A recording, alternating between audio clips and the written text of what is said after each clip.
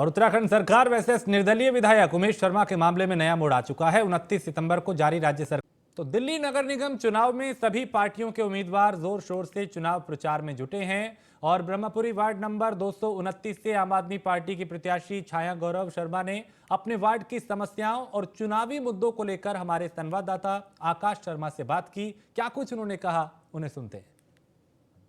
दिल्ली के north east Brahmpuri ward 229 पे और हमारे साथ आम आदमी पार्टी से दावेदारी यहाँ कर रही है मिस छाया गौरव शर्मा। आइए इनसे बात करते हैं। जी मैम। नमस्कार, मैं छाया गौरव शर्मा, ब्रह्मपुरी वार्ड नंबर 229 की आम आदमी पार्टी की महिला उम्मीदवार। जी मैम, ऐसा क्या कार्य है जो आप जीतने के बाद यहाँ से करना चाहते हैं? जी देखिए, यहाँ पूरी जनता त्रस्त है। आप हर गली में जाके देखिए, जो पूरे हमारे भारत में स्वच्छ भारत अभियान के नाम से एक अभियान चलाया गया, उसकी धज्जियाँ उड़ती आप ब्रह्मपुरी वार्ड में देख सकते हैं। हर गली में गंदगी इतनी भयानक है, चिकनगुनिया, डेंगू, मलेरिया से हर घर में एक पीड़ित बच्चा है, हर व्यक्ति पीड़ित है। सबसे पहले हमारा काम होगा साफ-सफाई का। हम इस वार्ड में साफ-सफाई करेंगे, जो कूड़े के पहाड़ बना दिए गए हैं, उसे साफ करने का संकल्प लेंगे।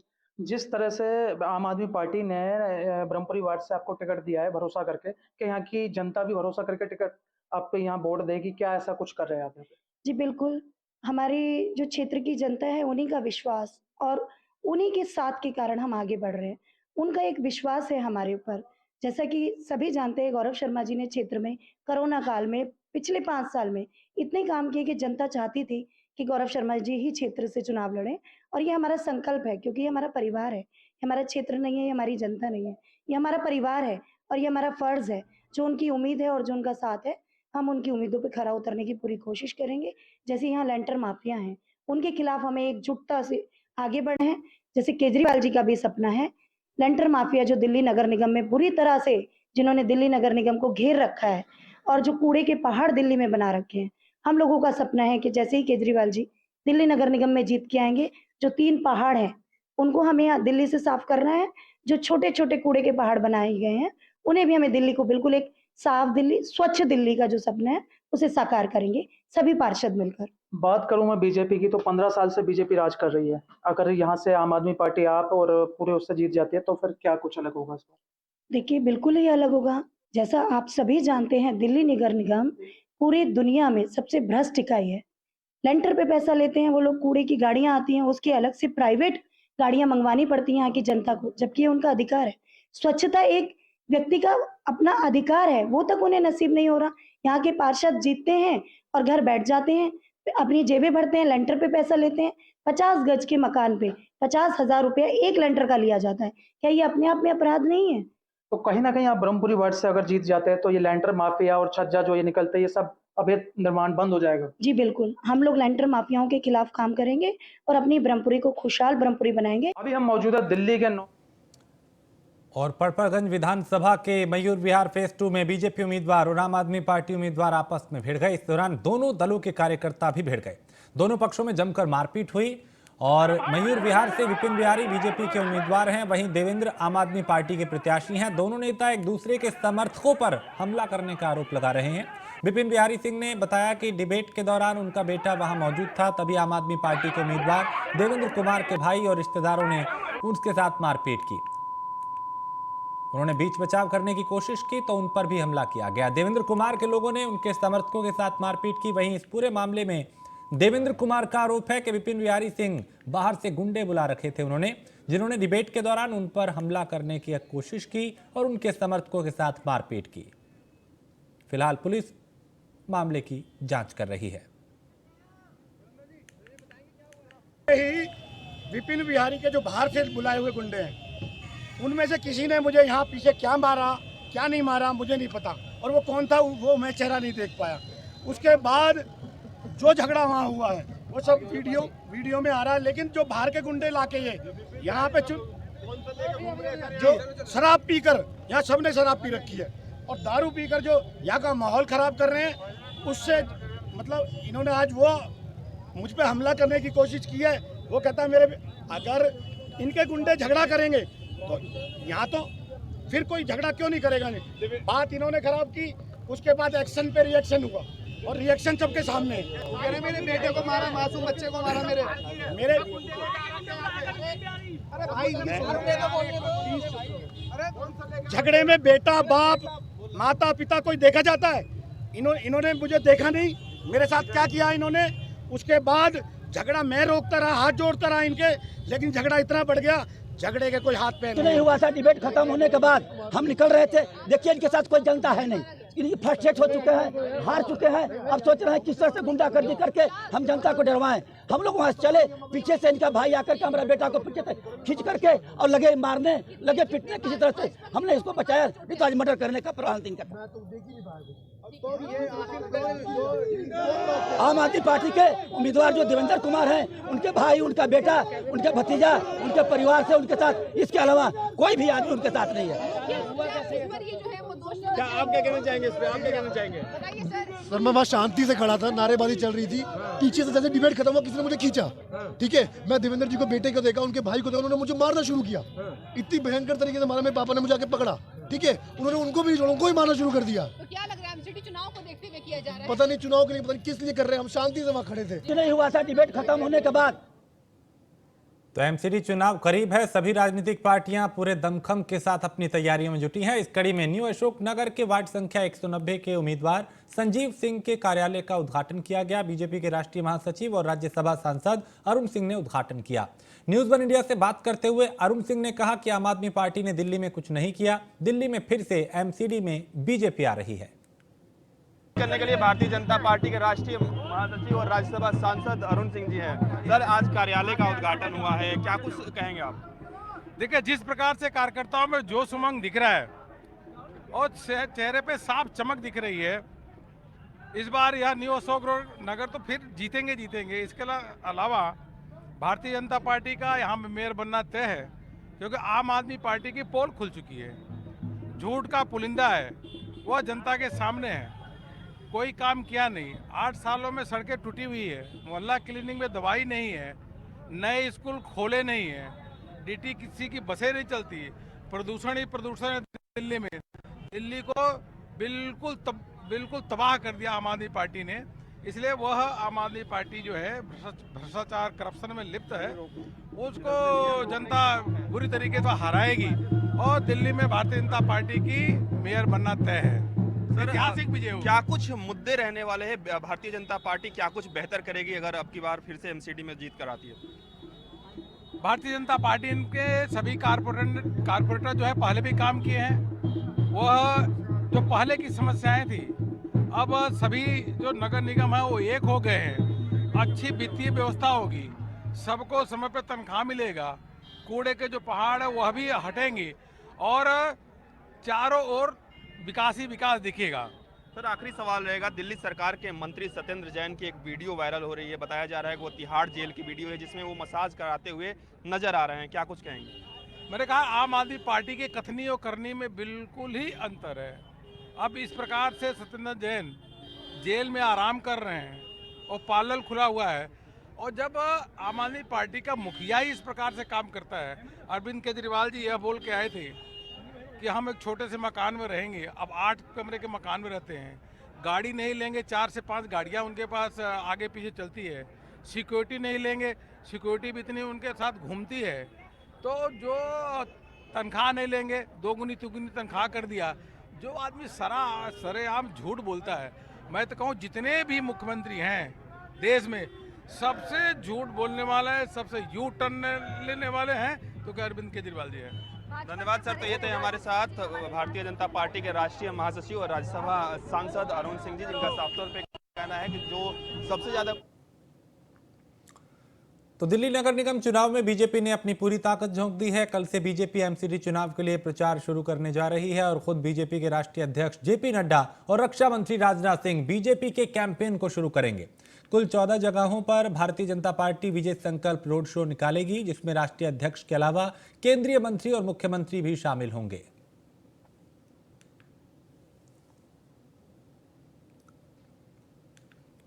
तो संगम विहार से बीजेपी अध्यक्ष जेपी नड्डा संकल्प रोड शो का आगाज करेंगे और उत्तम नगर से रक्षा मंत्री राजनाथ सिंह रोड शो की शुरुआत करेंगे।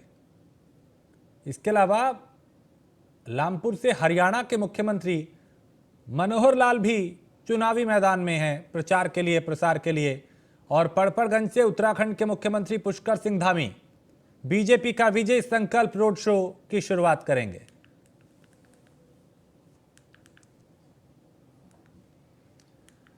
तो निगम चुनाव में उम्मीदवार प्रचार में जुटे हैं, वहीं जनता इलाके की समस्याओं को लेकर सवाल उठा रही है। गौतमपुरी वार्ड नंबर 226 में कांग्रेस के उम्मीदवार मोहम्मद रियासत साहिल ने हमारे संवाददाता आकाश शर्मा से बात की। उन्होंने क्या कुछ कहा, उन्हें सुनते हैं।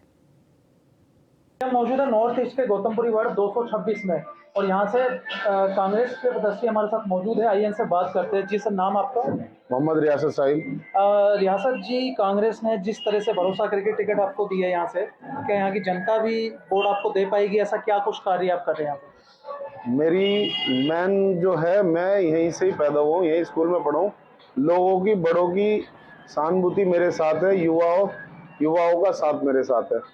कहीं ना कहीं बीजेपी आम आदमी दावा कर रही है कि टक्कर उन आपस में ही है, उन दोनों में कांग्रेस का कोई वजूद नहीं है। इसको लेकर क्या कहते हैं? ये वक्त बता देगा, वक्त आने दो। और दिल्ली में जिस तरह से कूड़े के ऊपर राजनीति हो रही है, तो क्या उस पर राय है? कूड़े दिल्ली में नहीं, आप पूरी दिल्ली को इन्होंने कूड़े का ढलाव बना चुके हैं। ये लोग कूड़े के पहाड़ बना रहे हैं। और मेन जो ये हमारी गौतमपुरी है, इसमें 3 बार बीजेपी के काउंसलर रहे हैं। अब जो रहे हैं वो 5 साल में 2 साल नजर आए, 3 साल गायब हो गए। आप इलाके की दुर्दशा देखोगे, उन लोगों ने कूड़े का ढलाव नहीं, यहाँ कूड़े की गलियां बना दी गई हैं। इन गलियों में आज तलक जो हमारे काउंसलर के अग्रवाल थे, कभी भटके नहीं। उनके पास अगर कोई काम के लिए गया ना, क्या आप लोगों ने मुस्लिम हो, आप लोगों ने मुझे वोट नहीं दिया, तो उनके संगठन की यही राजनीति है। तो कहीं ना कहीं यहाँ की जनता वोट देके आपको जिताती है, तो ऐसे क्या कार्य रहेंगे जो आप पहले करना चाहिए? सबसे पहला कार्य, जो इलाके को इन्होंने कूड़े का घर बना दिया है, कूड़े की सफाई कराऊंगा। और हमारे यहाँ एक गोकलपुर ड्रेन बहता है, इस गोकलपुर ड्रेन से लोग बहुत परेशान हैं, बच्चे भी गिरते हैं और सामान भी काफी ज्यादा यहाँ दिक्कत है उसकी।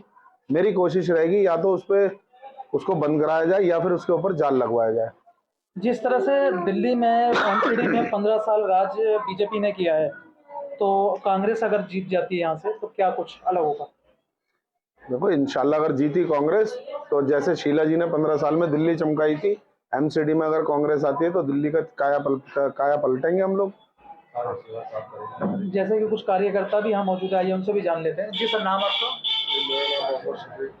सफीक जी, कहाँ रहते हैं आप? गौतमपुर में। क्या चाह रहे हैं सर? बदलाव चाहिए हमको, समस्या हमारी इतनी ज्यादा है। और पूर्वी दिल्ली पुलिस की साइबर सेल टीम के हाथ बड़ी कामयाबी लगी है, जहां दिल्ली के थाना शकरपुर इलाके में चल रहे एक अंतर्राष्ट्रीय फर्जी कॉल सेंटर का भंडाफोड़ किया गया है, जिस कॉल सेंटर के द्वारा अमेजन गिफ्ट वाउचर के ऑफर के द्वारा विदेशी नागरिकों को ठगने का काम किया जा रहा था। इस कॉल सेंटर को चलाने वाले खुद को अमेजन का प्रतिनिधि बताया करते थे और अब तक इस फर्जी कॉल सेंटर से लगभग 500 विदेशी लोगों को गिफ्ट वाउचर ऑफर देके लूटा गया है। पुलिस को सूचना मिलने पे पुलिस द्वारा एक टीम का गठन किया गया, जिसके बाद इस पूरे फर्जी रैकेट का भंडाफोड़ किया गया। और पूर्वी दिल्ली डीसीपी अमृता ने बताया कि पुलिस को सूचना मिलते ही हमारी टीम इस कॉल सेंटर के रैकेट का भंडाफोड़ करने में लग गई, जिसके बाद अब कामयाबी मिली।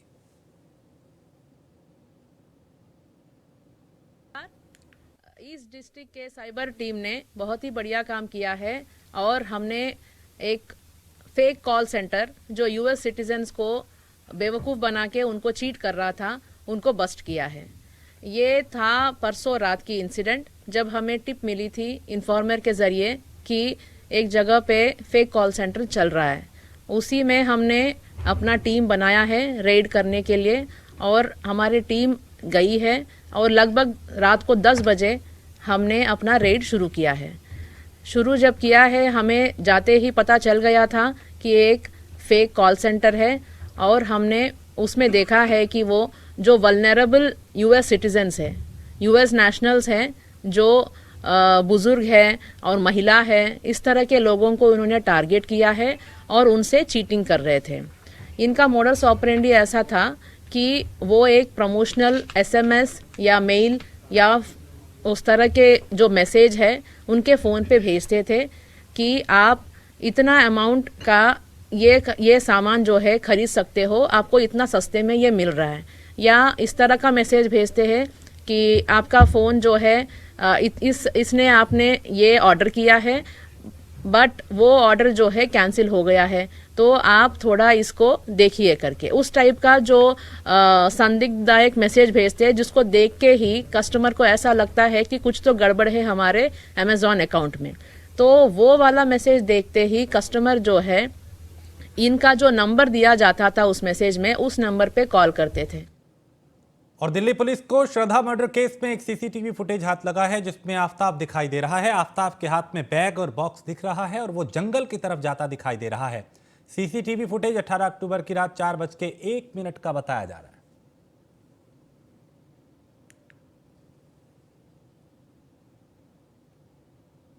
और दिल्ली के जहांगीरपुरी इलाके में स्थानीय लोगों ने आम आदमी पार्टी के विधायक अजेश यादव, निगम अधिकारियों पर भ्रष्टाचार का आरोप लगाया और इस मामले में उपराज्यपाल, सीबीआई और एंटी करप्शन को पत्र लिखकर कार्रवाई करने की मांग की है।